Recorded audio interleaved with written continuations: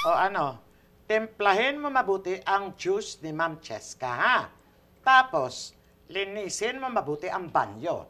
Pag tapos ka na, ha, magluto ka ng merienda kay Ma'am Cheska. Naintindihan mo? Sagot! Sagot! Opo. Parang bingi yata. Naku, pinakot mo pa ako sa'yo dyan! Trabaho na, sige na! Ang nasa isip ko noon, Dear Uge, Diyos ko, ano na ba ang gagawin ko? Ba't ako napunta rito? Ay, universe, ano bang dapat kong gawin? Bigyan mo naman ako ng sign. Ito na ba ang sign ng universe? Panggap? Magpanggap? As in pretend? Pupunta ka pa talaga ng Rizal Park para lang sa school project? My gosh, sobrang init outside, girl. Did you see the picture I sent you? Alam mo ba, sa garden lang namin yun. Kunwari, nakaupo ako sa Rizal Park. O, di ba? Ang galing-galing ko. I know! S-U-P-E-R. Di halata, right? I know, I'm so galing. Sige, I'll help you rin. Oh my gosh, it's so hot outside. Kailangan mo pumunta doon.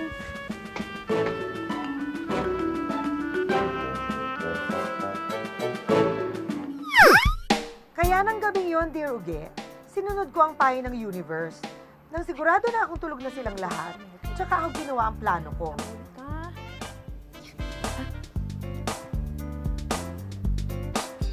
Ay, ayan. Ana, ayan. Kaya, ito.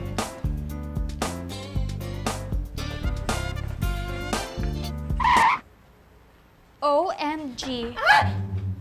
Yaya, why are you wearing my coat? And my shades? Ma'am. And why are you taking selfies dito sa sala? Ma'am! Ma'am, pasensya na po kayo, ma'am. Kasi po, hindi naman po talaga ako mag-a-apply na yaya dito. Kaso, yun pong agency, na-scam po ako. At saka, dapat po talaga lilipat na po ako ng New York? Sa Amerika po. Eh, kaso nga po, na-scam ako. Nahiya naman po ako sabihin sa magulang ko po. Kasi po, nagpapiyasa pa dun sa amin. Ma'am, pasensya na po. Alam ko na, pwede niyo po akong palayasin, pero lalaban ko po muna tong coat ninyo. Ma'am! Ma'am, pasensya na po. Sorry po talaga. Sorry. Sorry, ma'am. Ma'am, sorry. Nako, yun lang naman pala. Akala ko naman kung ano. Hindi po kayo angry?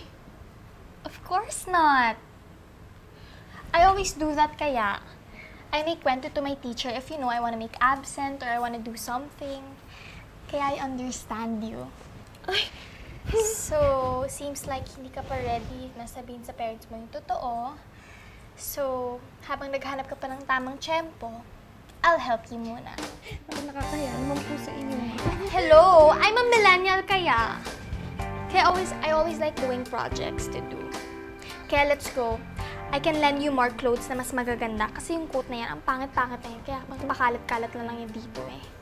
And I'm sure mas maraming places dito sa area ko na mas mukhang New York. Ay! Meron po tayong project New York?